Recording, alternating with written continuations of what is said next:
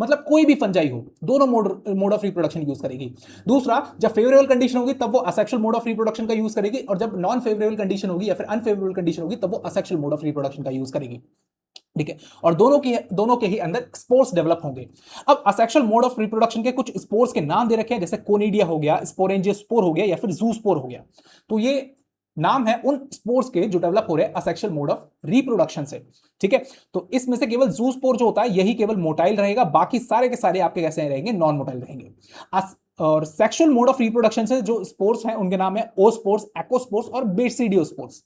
ये उन स्पोर्स के नाम है जिनका डेवलपमेंट हो रहा है आपका सेक्सुअल मोड ऑफ रिप्रोडक्शन के थ्रू। ठीक है, अब सेक्सुअल मोड ऑफ रिप्रोडक्शन को समझिए जैसे कि ह्यूमन के अंदर मेल और फीमेल गैमेट की रिक्वायरमेंट रहती है ना, उसी तरीके से मेल और फीमेल फंजाई के केस में रिप्रेजेंट किए जाते हैं पॉजिटिव और नेगेटिव से, पॉजिटिव और नेगेटिव से।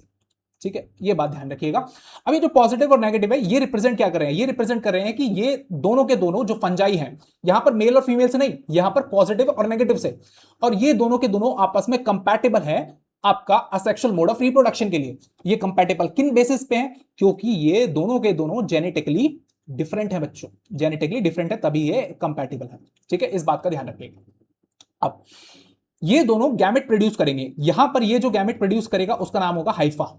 हाइफा को ही बोला जाता है, एक single hypha it's known as a gamete यहां पर फंजाई के केस में, और ये भी एक डेवलप करेगा आपका हाइफा। ये दोनों हाइफा कैसे हैं, ये दोनों के दोनों आपके जेनेटिकली डिफरेंट है, ये दोनों आपस में फ्यूज होंगे। ये दोनों जब गैमेट आपस में फ्यूज होंगे तो उस फ्यूजन को बोला जाता है बच्चों आपका प्लाज्मोगैमी। यहां पर आपको एक टेबल जो दूसरी दिख रही है इसका नाम है जैसे प्लाज्मोगैमी। प्लाज्मोगैमी का मतलब क्या है, फ्यूजन ऑफ अ साइटोप्लाज्म और अ प्रोटोप्लाज्म ऑफ अ गैमेट्स। ठीक है, अब प्लाज्मोगैमी हो गया, साइटोप्लाज्म का फ्यूजन हो गया, अब यहां पर फ्यूजन होगा न्यूक्लियस का, क्योंकि गैमेट्स के अंदर क्या प्रेजेंट है, न्यूक्लियस प्रेजेंट है। तो कैरियो